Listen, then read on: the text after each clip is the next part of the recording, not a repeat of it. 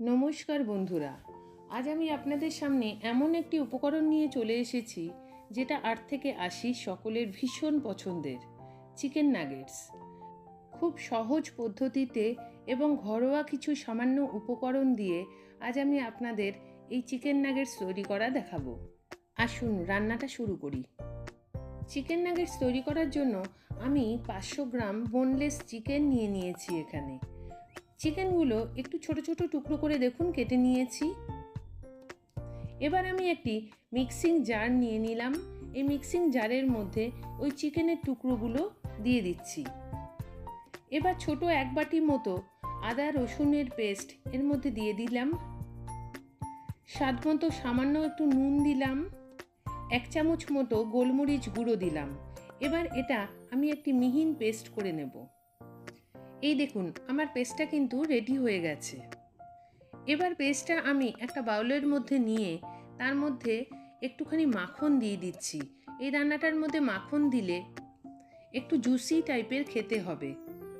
এবার আমি এর মধ্যে 1 কাপ ব্রেড ক্রাম্বস দিয়ে দিলাম আর 1 চামচ মতো চিলি ফ্লেক্স দিয়ে দিচ্ছি আর খুব সামান্য মতো একটুখানি নুন দিয়ে এবার আমি মিশ্রণটা খুব ভালো করে মেখে নেব হাতের সাহায্যে। এই মাখাটা যত ভালো হবে তত আমার মণ্ডটা খুব স্মুথ পেস্ট তৈরি হবে। এটা একটু সময় ধরে ধৈর্য ধরে মাখনটাকে হাতের সাহায্যে একটু গলিয়ে আপনারা ভালো করে একটু মেখে নেবেন। দেখুন আমি এখানে একটুখানি সময় ধরে মিশ্রণটা ভালো করে মাখছি। মিশ্রণটা খুব ভালো করে মাখা হয়ে গেছে আমার। এবার আমি একটা বড় থালা নিয়ে নিলাম।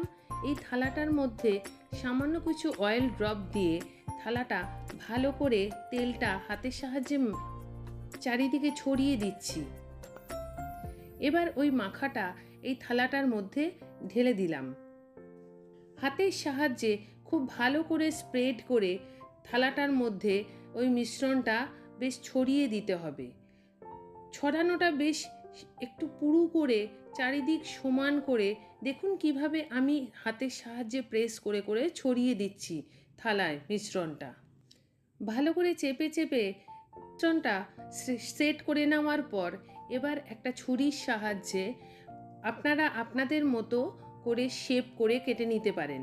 আমি এখানে স্কোয়ার শেপ করে নাগেটসগুলোকে কেটে নিচ্ছি।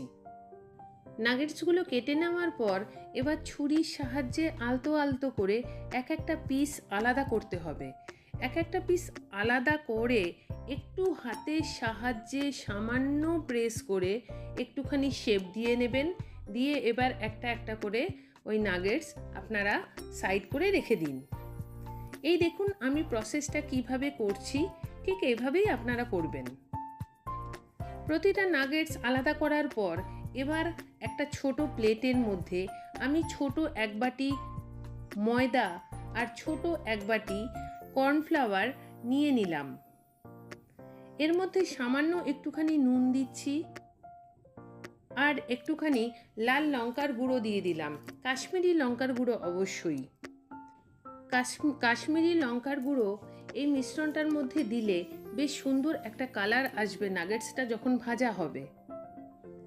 এবার সামান্য একটু জল দিয়ে দিয়ে একটা স্পুনের সাহায্যে এটা একটা পাতলা ব্যাটার মতো তৈরি করে নিতে হবে। এবার এটা সাইডে রেখে আবার আমরা একটা বাটিতে 2 কাপ মতো ব্রেড ক্রাম্বস নিয়ে নিলাম। ব্রেড ক্রাম্বসের মধ্যে 1 চামচ মতো লাল কাশ্মীরি লঙ্কার গুঁড়ো, সামান্য একটুখানি নুন দিয়ে ভালো করে একটু মিশিয়ে নিচ্ছি হাতের সাহায্যে। এবার একটা করে নাগেটস আমরা নিচ্ছি হাতে। ওই নাগেটসগুলো প্রথমে ওই লিকুইড ব্যাটারটার মধ্যে ডুবিয়ে তারপরে ভালো করে ওই ব্রেড ক্রাম্বসের বাটিটাতে রেখে ওর গায়ে ব্রেড ক্রাম্বসগুলো যেন ভালো করে লেগে যায় সেইভাবে আমরা নাগেটসটাকে হাতের সাহায্যে প্রেস করে আমরা শেপ দিয়ে নিচ্ছি। একবার কোটিং আপনারা কখনোই দেবেন না, 2 বার করে নাগেটসগুলো কোটিং দিতে হবে। আবার ওই নাগেটসটা ওই লিকুইড ব্যাটারের মধ্যে ডুবিয়ে তারপরে ব্রেড ক্রাম্বসে ভালো করে দিয়ে হাতের সাহায্যে শেপ দিয়ে একটু প্রেস করে করে শেপ দেবেন। দেখুন আমি কিভাবে দিচ্ছি। এইভাবে প্রেস করে শেপ দিয়ে একটা আকার তৈরি করুন, করে একটা একটা করে রেখে দিন। আমি আপনাদের আরও একটা তৈরি করে দেখিয়ে দিচ্ছি কিভাবে নাগেটসগুলো দুবার কোটিং দিয়ে শেপ দিয়ে রাখবেন আপনারা। এই দেখুন কিভাবে আমি দুবার কোটিং দিয়ে আরও একটা নাগেটস শেপ দিয়ে আপনাদের দেখালাম। ঠিক এইভাবে আপনারা প্রতিটা নাগেটস দুবার কোটিং দিয়ে দিয়ে একটু ধৈর্য ধরে হাতের সাহায্যে প্রেস করে করে আপনারা শেপ দিয়ে তারপরে রাখবেন। এই দেখুন আমার সব নাগেটসগুলো শেপ দেওয়া হয়ে গেছে। এগুলো কিন্তু এবার ভাজার জন্য একদম তৈরি হয়ে গেছে। এবার আমি আপনাদের এই নাগেটস কিছুদিন ফ্রিজে, ডিপ ফ্রিজে কিভাবে প্রিজার্ভ করে রাখবেন সেটার একটা পদ্ধতি দেখিয়ে দিচ্ছি। এই যে নাগেটসগুলো তৈরি হয়ে গেল, এই নাগেটসগুলো একটা ছোট টিফিন বক্সে প্রথমে একটা টিস্যু দিয়ে রেখে তার উপর নাগেটসগুলো একটা একটা করে সুন্দর করে সাজাবেন। সাজিয়ে যে বাড়তি টিস্যুটা বাইরের দিকে রয়েছে সেটা আপনারা ওই নাগেটসটার উপর দিয়ে বন্ধ করে দেবেন। এবার তার উপরে আবার কয়েকটা নাগেটস আপনারা রেখে দিতে পারেন। একটা একটা করে নাগেটস রাখার পর আবার একটা টিস্যু দিয়ে এই নাগেটসটাকে চাপা দিয়ে দেবেন। এইভাবে স্টেপ বাই স্টেপ একটার পর একটা স্টেপ দিয়ে আমরা নাগেটসটাকে প্রিজার্ভ করে রাখতে পারি। কন্টেনারটা অবশ্যই করে এয়ারটাইট কন্টেনার রাখবেন।